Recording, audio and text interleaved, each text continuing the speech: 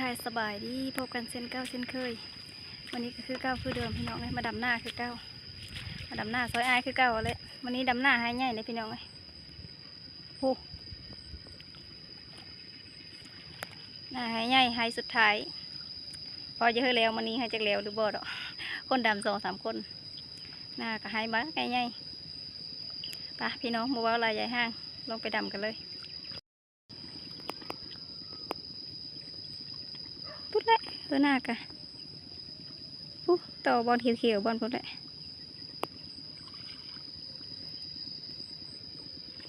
หน้าหายใหญ่ผ่าผมมีคนดำวันนี้พัดแดดอีพี่น้องเอ้ยเอาดำได้แล้ววันนี้แต่มันบ่แล้ววันนี้นะมาต่อย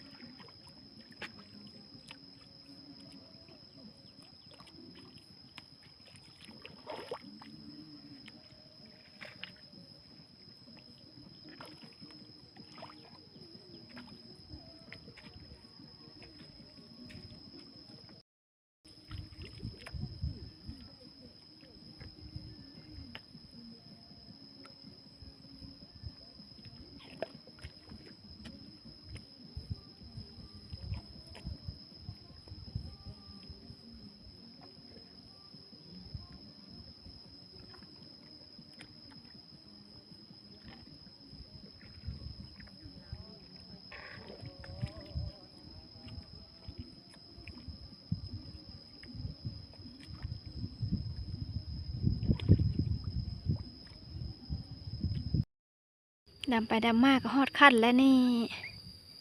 เอาก็ได้หน้าเฮือใหญ่เนี่ยนะช่องมือดำนะได้ประมาณนี้ยังขั้นได้แล้วแต่ยังโซนทางนั้นปุ๊บอลพี่นางยังก่อนทางพ้นเลยเอาไปดำทางนั้นแบบนี้นะเฮือใหญ่เฮือสุดท้าย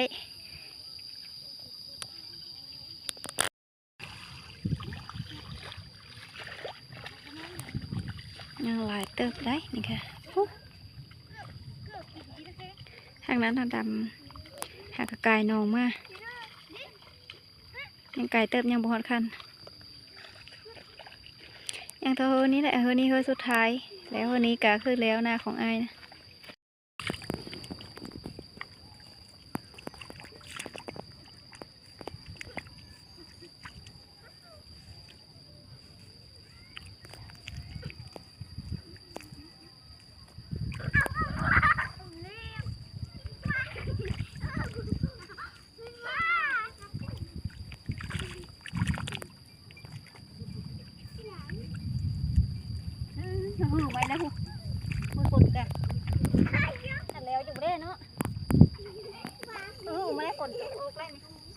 ก็จะต้องห้ามเลย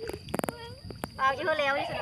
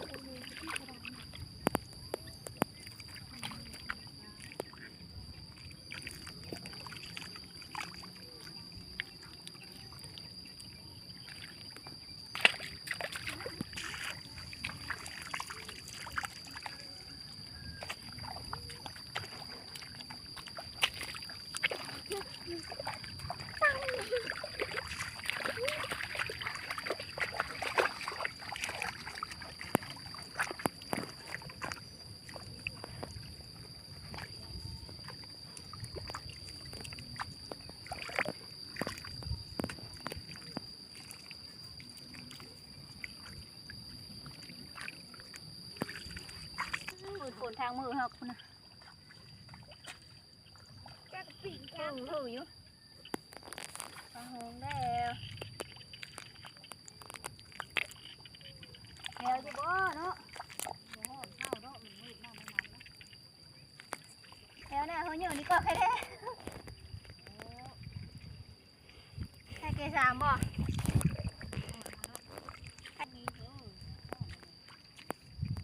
แกมันโตกเส้นทางให้ปะจ๊ก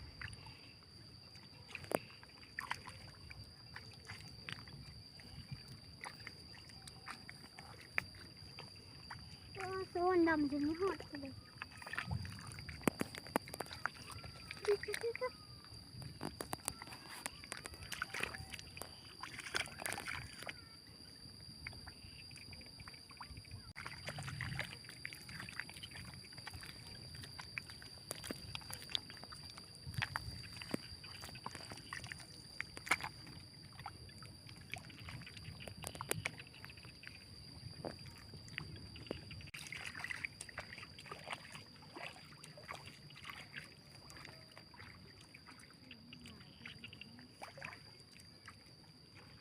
มันหายได้กล้าเลยเลยบ่กล้าขยะกล้าบ่พ่อ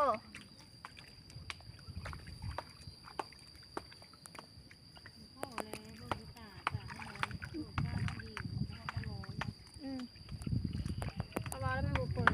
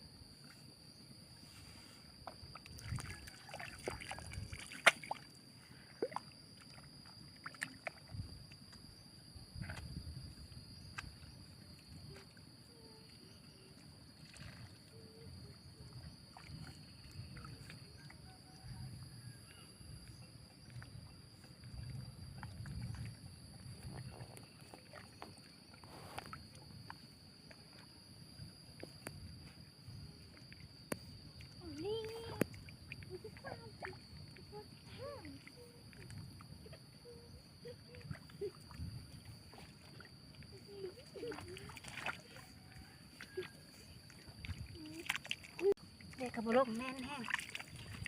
คูดทั้งตะเวนอยู่ขั้นมาเลยน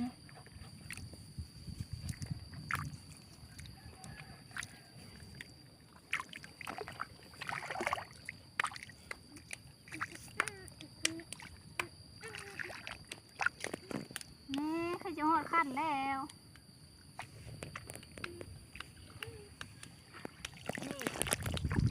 เขาไปส่งเป้าหมายยังชิหอดขั้นแล้วแต่ว่าเนี่ยว่าเราจนก็ยุฝุ่นมาหอดพี่ ดำอยู่เฮ้ย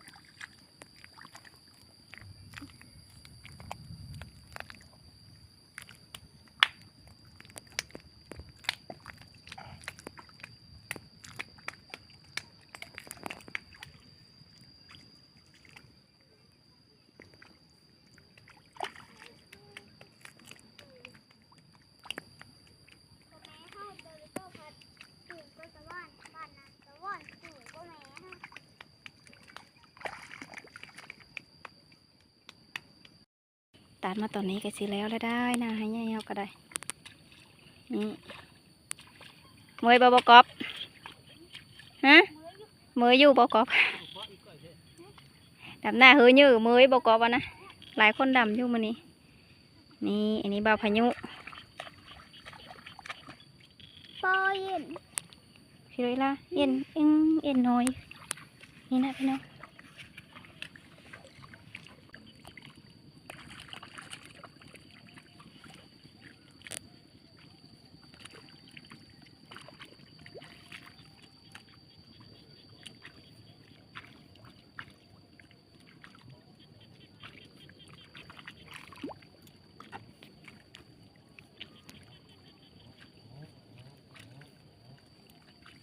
ดับดันพยุกไปเด้อ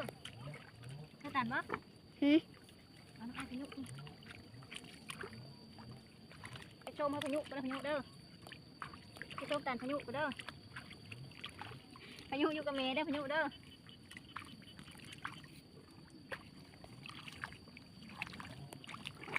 ขึ้นทางออกเด้อพยุกเด้อมาเลยตาเอาดู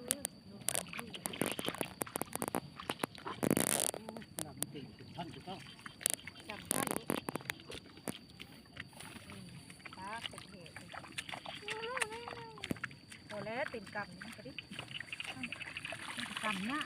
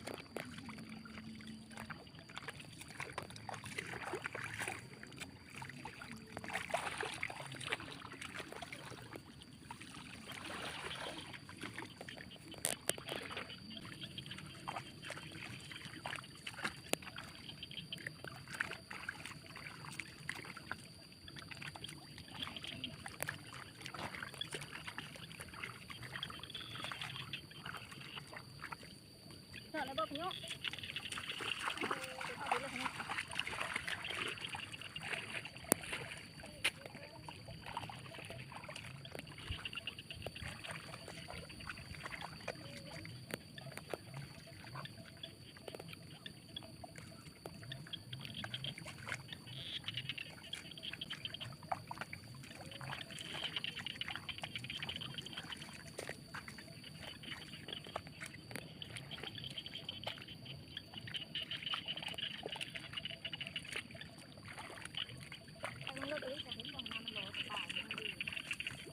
แล้วก็จะส่วนพุ่งที่ดินได้ที่ดินมันแก้มนะแก้ลงตรงนั้นได้เราจะไม่ได้เนาะตรงนั้นเปย์อะไรที่ห้ามันได้รถเป็นจำพื้นที่มันดำลูกแม่มันดำมันน้ำลายนี่นั้นมากลูกกะลิบมันดำอ่านกับโลเลยลิบเยอะเลยคือดำหน้าก็คือเมาหุ้นกับไร่แล้วเข้ากันนะโอ้ได้เลยมีก็หาจะเด็กมันทำหน้าเลย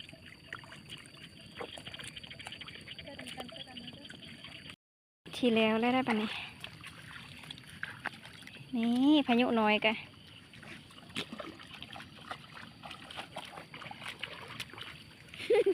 ขอบเคไทยหน้านะพวกพี่น้อง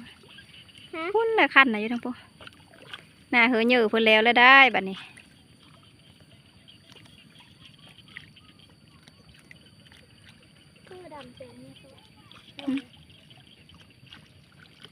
ถามนิดเดียว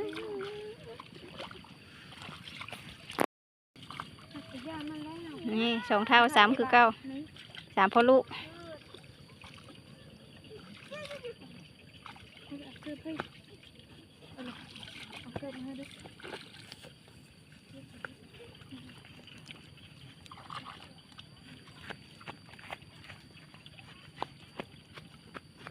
นี่ สำเร็จเสร็จสิ้นบัดนี้ มึงล่ะ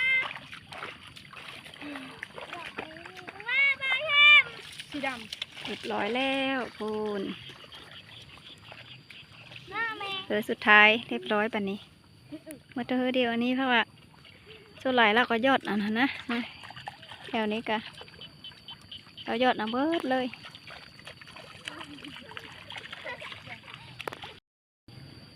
ถือว่ามือได้บัดนี้พี่น้องเอ้ยสำเร็จเสร็จสิ้นแล้วหน้าของอายก็ได้อันนี้ก็คือเฮอสุดท้ายเลยดาวก็มือแล้วบัดนี้พี่น้องเอ้ยต่อไปก็มีแต่ไปทำหน้าดาวเองทำหน้าอายแล้วก็กาดาวก็คือสีใหญ่แหละบัดนี้ก็ได้สำหรับวันนี้ก็ซ้ำนี้แหละพี่น้องดาวก็ขอจบเพียงเท่านี้แหละพบกับดาวคลิปต่อไปคลิปนี้ไปแล้วบ๊ายบาย